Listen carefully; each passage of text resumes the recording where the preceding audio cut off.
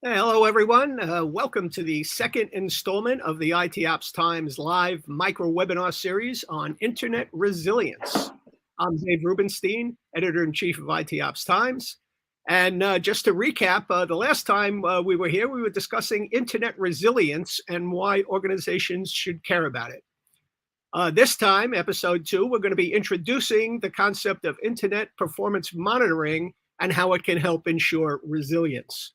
So with me today is Gerardo Dada. He's the Chief Marketing Officer at Catchpoint. And welcome to the show. Thank you, David. Pleasure being here. Yeah, sure.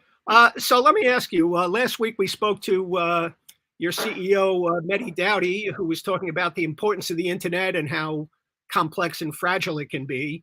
So I think we should introduce this time talking about the importance of having visibility into the internet to kind of prevent disruptions before they occur. Right. So Mehdi spoke about how every business and every interaction depends on the internet nowadays, right? Like I have teenager girls, and if the internet goes down in my house, it's only a matter of seconds until I hear about it. I need to do something about it. So the bottom line is that internet is your new network, both for employees, that everybody seems to be remote nowadays, and applications that become more and more distributed. I used to work for one of the leading vendors in network performance management. But the fact is, like companies like Catchpoint, we don't even have a network anymore. We don't have routers because we don't even have an office where we put the routers. And of course, larger companies still will have them and will have them for many years, and that's still an important investment. But monitoring the internet is something that needs to be done in most companies because that's where a large percentage of the incidents happen.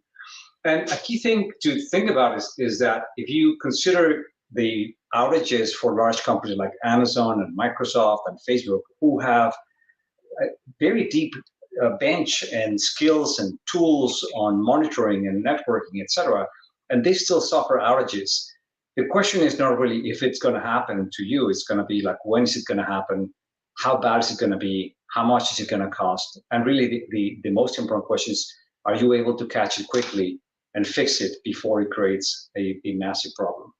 And so in order to do that, you need to pay attention to what we're calling the internet stack. And look, this diagram is not necessarily 100% accurate. It's just trying to depict the idea that there are many things inside the internet that needs to be monitored, that it can be organized logically. And there are groups of things that are codependent, right? So the cloud services depend on the internet core services. There's a set of network technologies. There's a set of protocols. All of those things need to be paid attention to. I mean, any network manager knows that if your DNS is not working properly, nothing works, right? Few people know, for example, what is BGP, the Border Gateway Protocol. There was a lesson that costed Facebook the outage that everybody probably knows about from a year and change ago, which had both Facebook, WhatsApp, Instagram, everything was down. It cost the company hundreds of millions of dollars because they were not paying attention to BGP. They didn't understand the importance. They didn't understand how to monitor and how to detect any route leaks or any changes in that routing protocol. Mm-hmm. So in this sense, to pay attention to all this set of technologies, we need a different set of tools than what companies have been using traditionally. And yeah, of course, many tools have a little bit of context on DNS. Some of these protocols you might be able to monitor with other tools.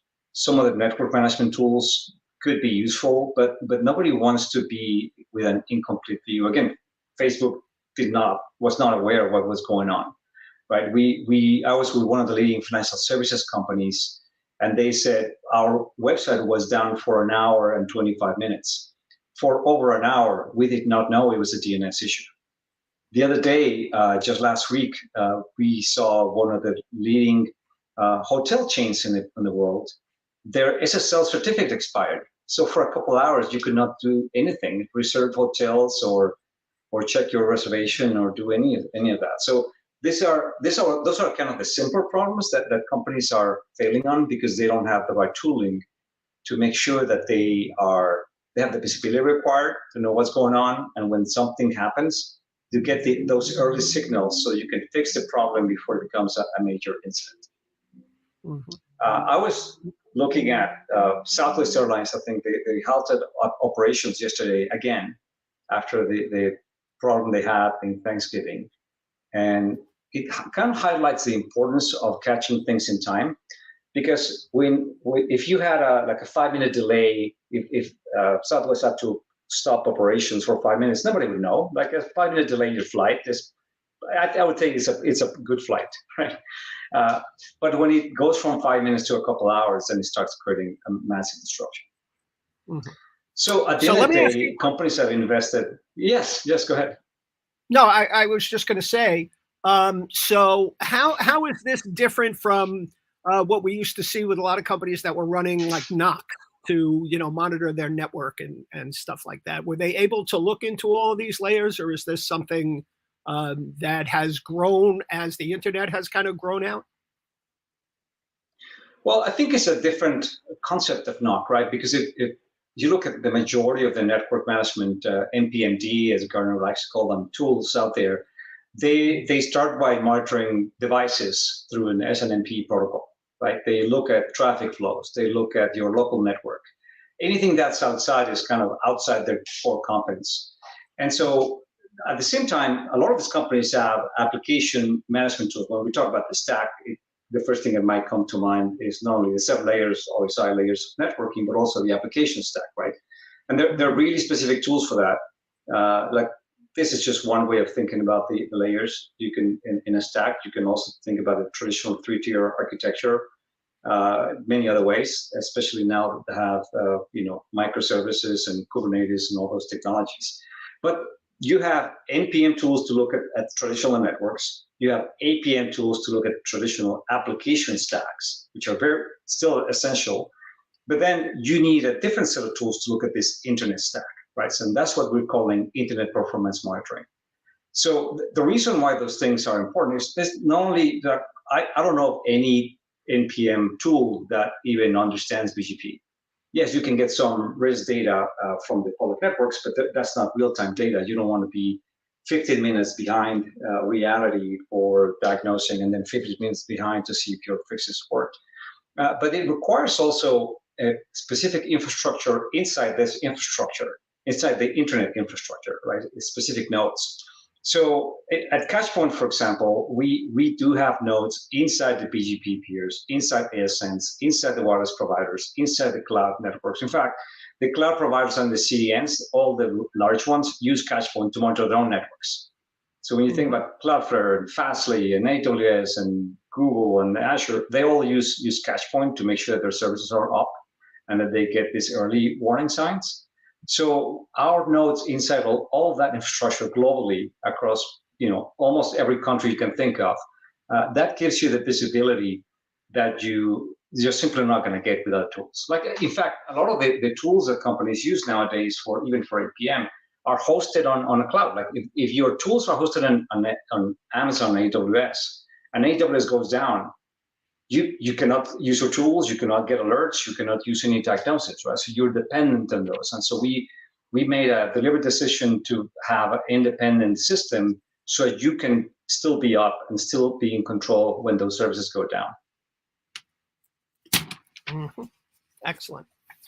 All right. So we're almost coming up to time, but I wanted to know if you had any kind of summary thought or final takeaway for the folks attending here today. Yeah, so the idea first, APM plus IPM, you could also say plus NPM. So this is a new technology that is prevalent and that every company and every application depends on nowadays. So companies need to balance the investment in time, skills, and people between traditional network monitoring, application monitoring, and internet monitoring.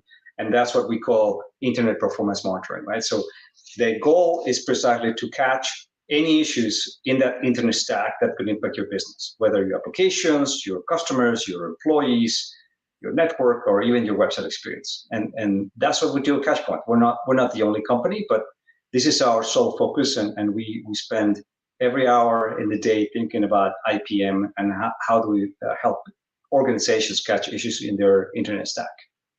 Mm-hmm. Fantastic. All right, Gerardo Data, thank you so much for your time today. Really appreciate it.